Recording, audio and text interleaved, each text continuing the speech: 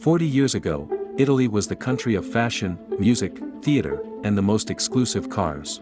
Of course, Italy was not a poor country. In the 1980s, the productivity per hour of this country was one of the highest in the world. In fact, despite all its problems, Italy is still the second largest industrial power in Europe, only behind Germany. However, the narrative today is completely different. Italy stopped being the country of the jet set to become the country of chronic stagnation and constant political and economic crises. It is a country with the second highest level of public debt in all of Europe, only behind Greece, and for many analysts, it could even end up dragging the entire Eurozone into the abyss. Because of this, most of the news we get from Italy is like this. The governor of the Central Bank of Italy urges Giorgia Meloni to heed investors' concerns about the debt. The economy grew by 0.6% in the second quarter of 2024, which multiplied fears that the Italian train could derail sooner rather than later. This has led us to ask a few questions. Can Italy go bankrupt? To what extent does it risk becoming something like the new Greece? How bad is the situation in the country that for decades was synonymous with luxury, elegance, and glamour? Hello to all the community of Finance for All, welcome to another video. Alright, we can't say that these crises are something entirely new in Italy. We are certainly not talking about a newcomer in this field. In a way, over the past 50 years, this country has been jumping from crisis to crisis. For example, back in 1974, the Italian government had to ask for a bailout from the International Monetary Fund. Then, at the end of that same decade, it suffered an inflation crisis. Later, in the 1980s, it had to deal with a debt crisis, and in the 1990s, the currency collapsed.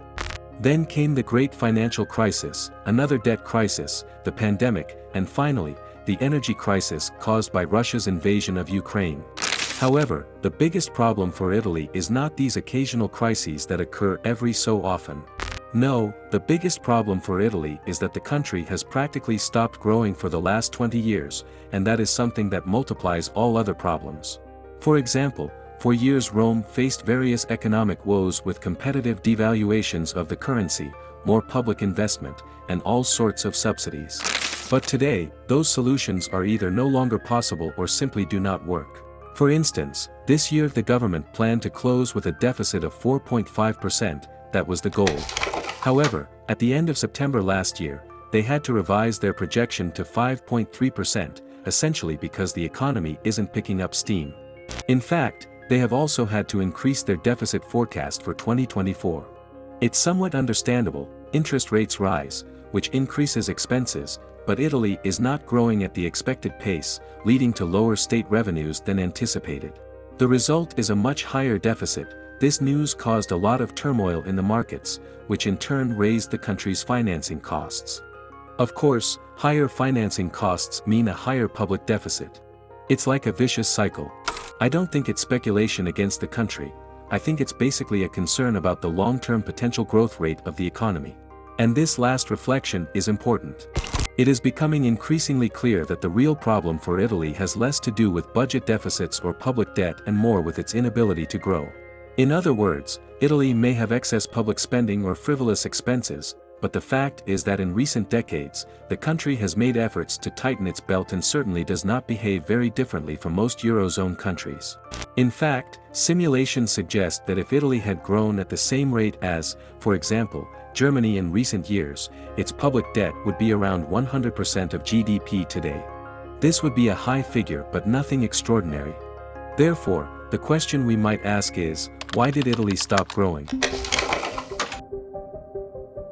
When the Italian government updated its public deficit forecasts at the end of September, it also lowered its economic growth forecasts for 2024. If the government's forecast holds true, the Italian economy will barely grow by 1.2% in 2024. These are very low growth rates, but they are not unusual for this country. As you can see, since the financial crisis of 2008, Italy has lagged behind other major European economies. In fact, if we look even further back, we can see that in real terms, the Italian economy has grown by only about 5% in total over the past 22 years. This translates to an average annual growth of 0.2%, which is practically nothing. And that's not all. If we also take into account that during this time its population has grown, today in per capita terms, Italy is somewhat poorer than it was 20 years ago, and that says a lot. So, how is this possible? Well, part of the blame lies with what is known as total factor productivity, which is the part of growth that is not explained by more labor or more capital but by more technology, more innovation, better allocation, or more efficient use of resources. Well, this metric is not only not growing in Italy, but as you can see, since 2000 it has been plummeting, an anomaly among the major European economies. Again, the question is, why? Why does the Italian economy seem much less innovative than its European counterparts? Why is its productivity performance so poor? Dear friends, logically we can find many reasons. However, in this video, we would like to highlight one of the most important, the enormous predominance of small businesses. In Italy, both in terms of production and employment, small businesses are the backbone of the economy. Basically, we can say that the Italian economy operates through a large number of small and micro enterprises, something very different from what happens in Germany or France, for example. Italian micro-enterprises generate more than 40% of all jobs in the country compared to 20% in the other two major European powers. And of course, you must be wondering, what's wrong with that? The problem is that small businesses tend to invest less, are less innovative, take longer to adopt technological changes, and therefore have lower productivity levels. In fact, according to research conducted in 2022, the productivity of large industrial companies in Italy is very similar to the productivity of German companies of the same size. And not only that, but these corporations are also major exporters. Italy is, in fact, one of the European countries that has managed to maintain its share in global exports best over the past few decades. But, as we have already said, Italy has many more small businesses, and these are less productive. And have you realized what this really means? The main problem, the real big problem that Italy has, is that it has so many small businesses basically because these do not manage to grow and develop. Italian companies enter the market smaller and grow less and for a shorter number of years compared to their US counterparts. This is clearly the big problem: rigid labor regulations, financing problems, taxation, bureaucracy. The Italian ecosystem makes companies not grow and also be much less productive. And not only that, but they are becoming less and less productive compared to large companies and also compared to their counterparts in other European countries. This is the big economic gap in Italy.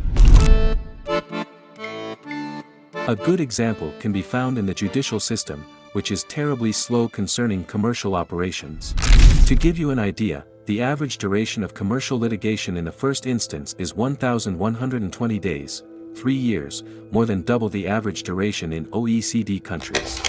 And if we talk about criminal cases, the process exceeds an average of 7 years, a staggering length that particularly strangles small businesses. This is just one example, but there is something we'd like to highlight about this issue. Look at this chart. It's not just that the Italian economy is mainly based on micro and small caps, that is, micro-enterprises and small businesses with low capitalization, but these companies are also less productive. This largely explains their poorer performance in the markets. As you can see, Italian small caps have much lower returns.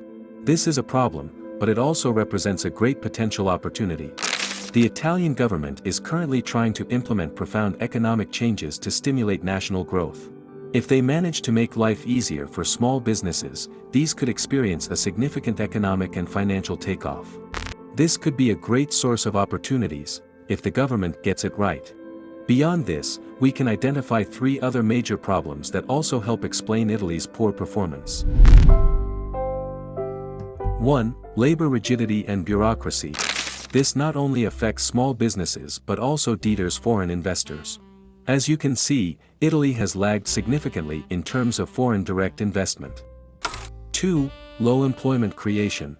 The Italian economy creates little employment. In fact, the labor force participation rate is one of the lowest in the OECD. 3. Demographic problems. In the medium and long term, Italy faces a demographic issue similar to Spain's. Few children are being born, and the population is aging rapidly. For instance, in 2022, only 393,000 babies were born in the entire country, the lowest number since 1861. Consequently, projections now indicate that Italy's population will decrease by over 10 million people in the coming decades. Of course, not everything is bad. Italy is an industrial powerhouse and a wealthy country. This is evident, for example, in the low levels of private debt. Despite all the hurdles, many small businesses are trying to get their act together, and in terms of foreign trade, the country remains very competitive. In fact, if the government could unlock the potential of the industrial base, Italy could become a land of great opportunities, at least from a financial perspective. But now, it's your turn. Do you think Italy will overcome its problems and shine once again? Have you noticed that the problem with small businesses is similar to what other countries face?